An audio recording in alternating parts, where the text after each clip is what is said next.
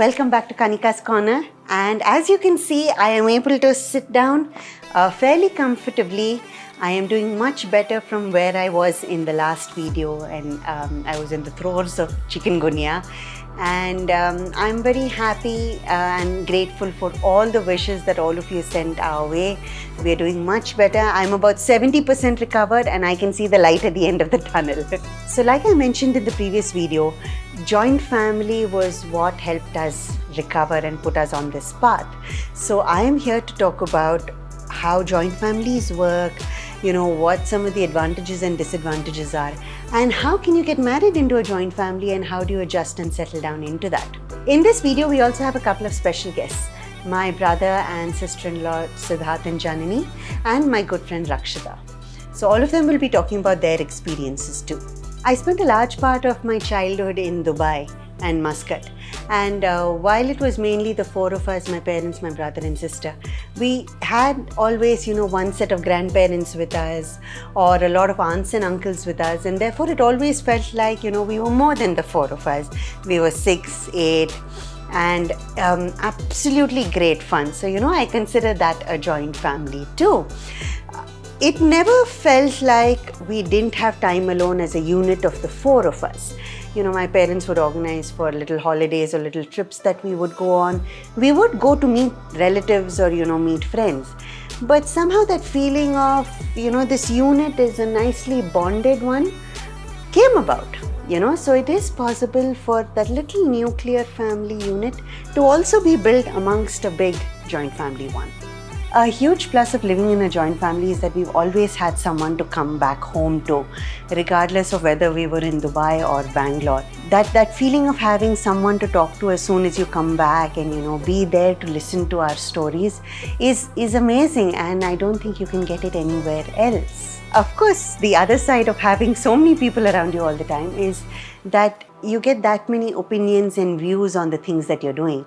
And as a child, a preteen, a teenager, I found that very difficult to assimilate while I was trying to make my own identity. And so it was a little trickier to find out who I am. So, two ways that it goes. Either you're really strong and your personality and you say, hello, this is who I am. You can't sway me on that. Or the other side, like me, you're saying, okay, that's what you think. Okay, that's what I think. That's what you think. That's what I think. So much confusion. But I'm glad that, as I grew a little older and I figured out what my personality was and what traits I liked about myself, I was able to hold steady to all of that. Being part of a joint family means that you're always active and on your toes. And here is what Siddharth and Janani have to say about this. I feel like something that's sometimes an advantage, sometimes a disadvantage about a joint family is that everyone together provides a net of support for each other. Yeah. So when you have capacity, that capacity goes towards supporting somebody else in the family. And in a similar way, the days that you don't have capacity, somebody supports you. There's both the advantage of you're never going to have the moment of overwhelm where you feel like, I just cannot do this anymore. Somebody will be there to support you. But there's also the disadvantage of, I don't even know if it's a disadvantage. You have to be ready to give everything that you have to that family support. Yes. You have to be ready to not have these days where you're just chilling out the whole day because there'll be somebody who wants food served, food cooked, somebody would have created one spill, you have to do that, or you're supporting somebody even financially, Finding me time within a joint family and all of these responsibilities that we have can be difficult.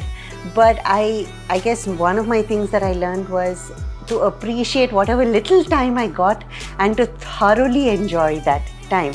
And I can tell you, when I went to Edinburgh to do my master's, I missed the chaos and confusion of a joint family. I totally did not like the quiet time that I got over an extended period. And here is Siddharth to talk about his experiences of studying in different cities and traveling abroad.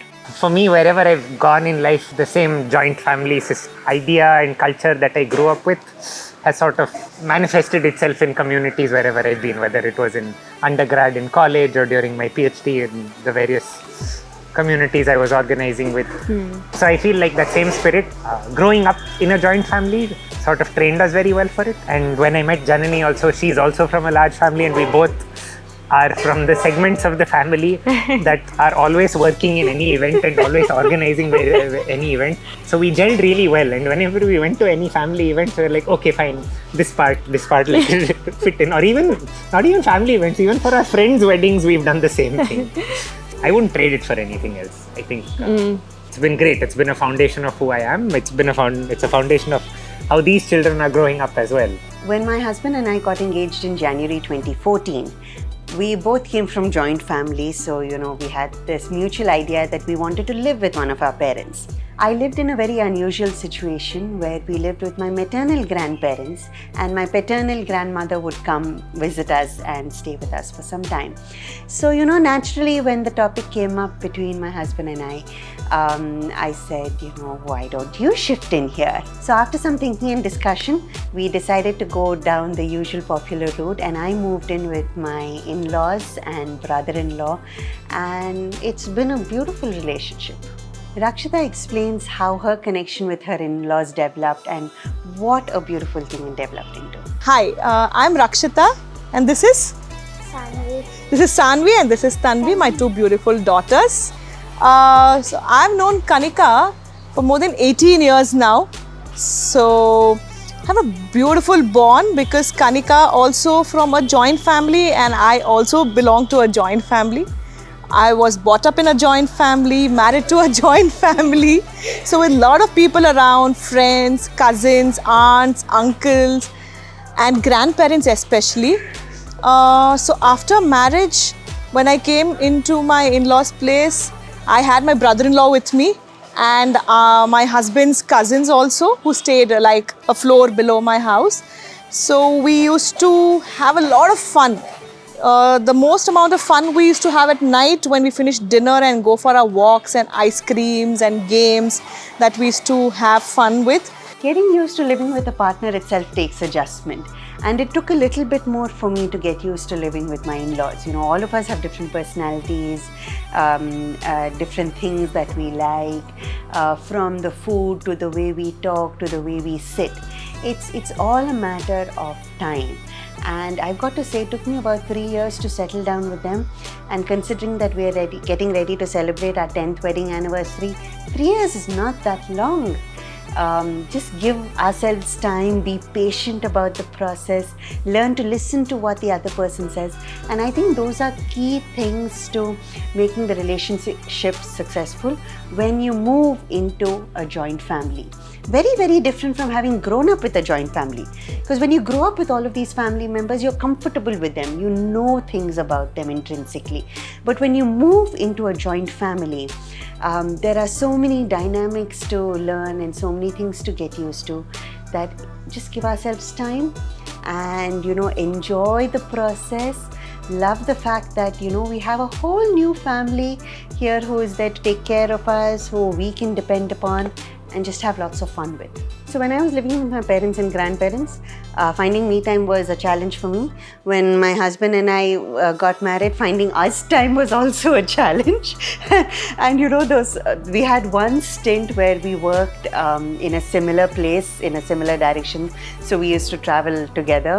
And the best time of our lives. We enjoyed the chats that we would have on the auto ride there, and we just valued that little bit of us time so much more than if we were living in a house by ourselves. Having our whole family surround us as we entered parenthood 2 years ago was amazing. Here is what Rakshita has to say about her journey with it. After I had Sanvi and Tanvi, the support system that they became to me while taking care of me, my daughter and all my necessities. So that really helped. And after Tanvi, it was a blessing because I had to never take care of Sanvi. So my in-laws, my parents and my brother-in-law, my sister-in-law took care of Sanvi and supported me to bring up Tanvi.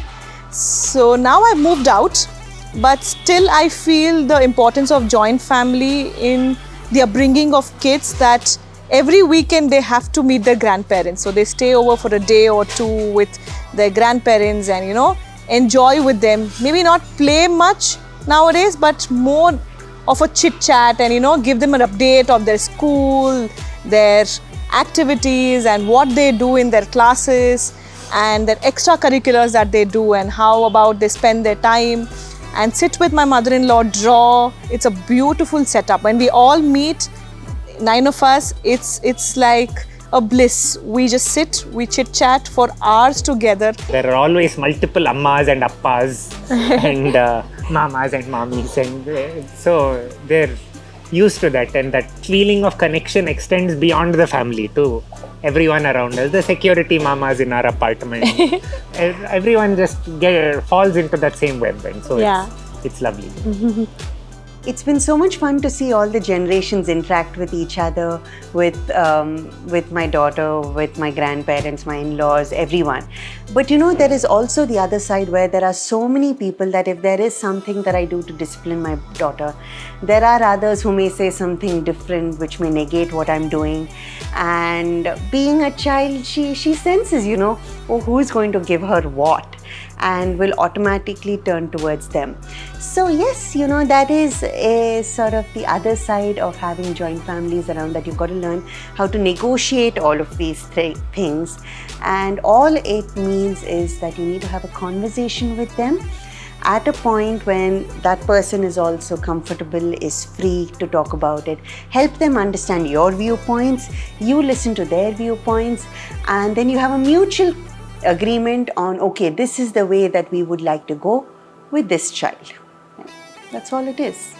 I think a huge advantage of a joint family, especially as we now become parents to a second baby, is that whenever we come home from doing something from outside, if we need to take a break, even just go to the loo, I know I can hand my babies over to someone who will take care of them while I quickly do my jobs and come back.